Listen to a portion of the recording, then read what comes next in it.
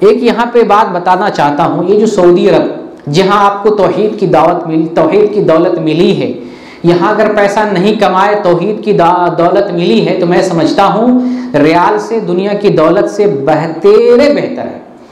اور آج اس ملک سے جو دشمنی کی جا رہی دنیا والے کر رہے ہیں، اس کے خلاف بولتے ہیں۔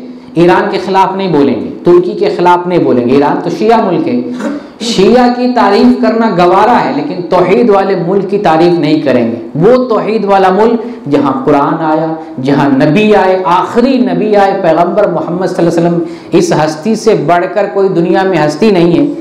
لوگ تو اس مٹی کو چومتے، اگر چومنا جائز ہوتا تو، اور اس ملک کو گالی دے رہے۔ یہاں پر جو ہے قبلہ ہے، کعبہ ہے، مدینۃ الرسول ہے، اور حرمین شریفین ہیں، دو مقامات کو اللہ تعالیٰ نے حرم بنایا، پھر بھی لوگ گالی دیتے۔ کیوں گالی دیتے جانتے ہیں؟ اس سرزمین میں بھی شرک اور بدعت تھا، یہاں بھی شرک کیا جاتا تھا۔ محمد بن عبد الوہاب نجدی رحمۃ اللہ علیہ سے پہلے ریاض میں، نجد کے علاقے میں، یہاں قبر پرستی ہوتی تھی، قبروں کی عبادت کی جاتی تھی، مزارات بنائے گئے تھے۔ عورت کو بچہ نہیں ہوتا، ایک درخت تھا، عورت اس سے چمٹتی اور اس سے کہتی مجھے بچہ دو، مجھے اولاد دو، سال گزرنے سے پہلے مجھے لڑکا اور لڑکی دے دو۔ اس طرح سے منت عورت درخت کو چمٹ کے کر رہی تھی۔ قربان جائیے، اللہ تعالیٰ نے موحد بندے کو بھیجا، شیخ محمد بن عبد الوہاب نجدی رحمۃ اللہ علیہ، ان کو بھیجا، اور انہوں نے ریاض سے، نجد اور عرب کی سرزمین سے شرک اور بدعت کا خاتمہ کیا۔ یہ جو مزارات جو توڑے گئے ہیں نا، شرک کو ختم کیا گیا، بدعت کا نام و نشان مٹایا گیا، آج اسی بنیاد پر اس ملک سے دشمنی کی جا رہی ہے۔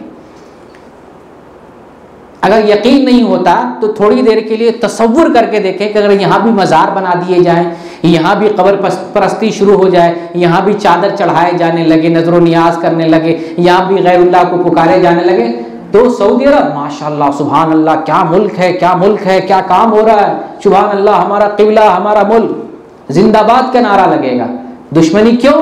یہ جو ناٹک، یہ دھندے، یہ جو کھانے پینے کا کاروبار کا، شرک و بدعت کا جو کاروبار بند کیا گیا، اسی بنیاد پر اسی وقت سے دشمنی کی جا رہی ہے۔